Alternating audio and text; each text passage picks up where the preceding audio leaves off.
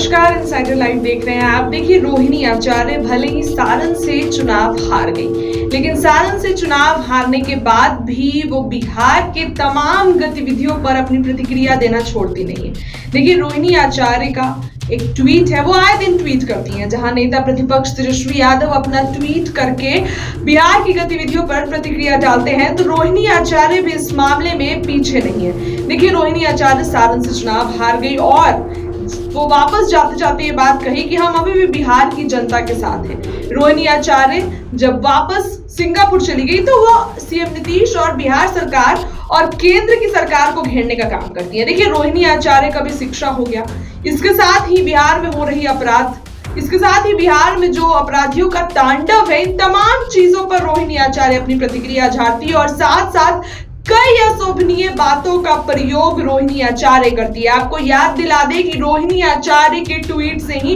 NDA में देखिए महागठबंधन ने भूचाल आया था। उस एक ट्वीट से सीएम नीतीश महागठबंधन छोड़कर एनडीए में आए थे। तो एक बड़ा सवाल खड़ा होता है कि क्या फिर से रोहिणी आचार्य के ट्वीट से बिहार में भूचाल आ सकता है, तमाम चीजें सीएम नीतीश पलट सकते हैं? फिलहाल ये बड़ा सवाल खड़ा होता है, ये आने वाला वक्त बताएगा। लेकिन रोहिणी आचार्य का क्या ट्वीट है वो आपको बताएंगे। रोहिणी आचार्य क्या लिख रही है अपने स्क्रीन पर, वो रोहिणी आचार्य अपने ट्वीट पे क्या लिख रही है वो आपकी स्क्रीन पर चल रहा होगा, वो ट्वीट आपको पढ़ के बताते हैं।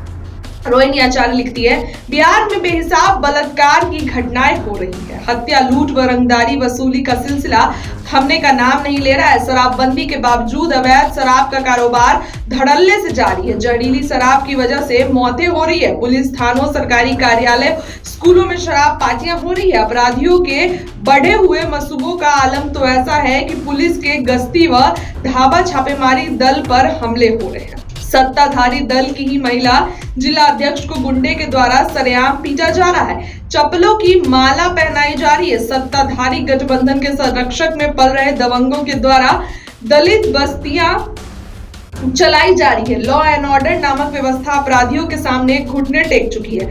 साफ तौर पर फेल्ड स्टेट जैसे हालत है बिहार में और हालात के मद्देनजर यहाँ तत्काल प्रभाव से राष्ट्रपति शासन लगाए जाने की जरूरत है।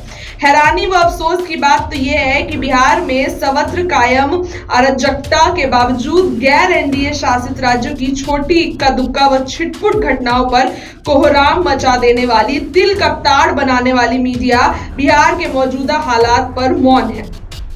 वो आगे लिखती है कि पूर्वाग्रह से ग्रसित हो पूर्ववर्ती शासनकाल को जंगल राज बताने वाले वर्तमान की पलटूपति की अनैतिक गठबंधन वाली पूर्णत विफल सरकार के प्रति नरमी हमदर्दी बरतने, सरकार की नाकामियों को नजरअंदाज करने को क्यों मजबूर है? देखिए, रोहिणी आचार्य का आपने ये ट्वीट देखा, बिहार में अपराध, बलात्कार और किस तरीके से अपराधियों को संरक्षक एनडीए की सरकार दे रही है, इस पे रोहिणी आचार्य ट्वीट करती हैं और साफ साफ बिहार सरकार, केंद्र सरकार और बिहार के मीडिया को भी घेरने का काम रोहिणी आचार्य कर रही है कि वो इतने मौन क्यों है। क्या होगा, एनडीए की प्रतिक्रिया क्या आएगी, देखने वाली बात होगी। लेकिन फिलहाल रोहिणी आचार्य की इस ट्वीट से बिहार में भूचाल भी आ सकता है। बहुत बहुत धन्यवाद।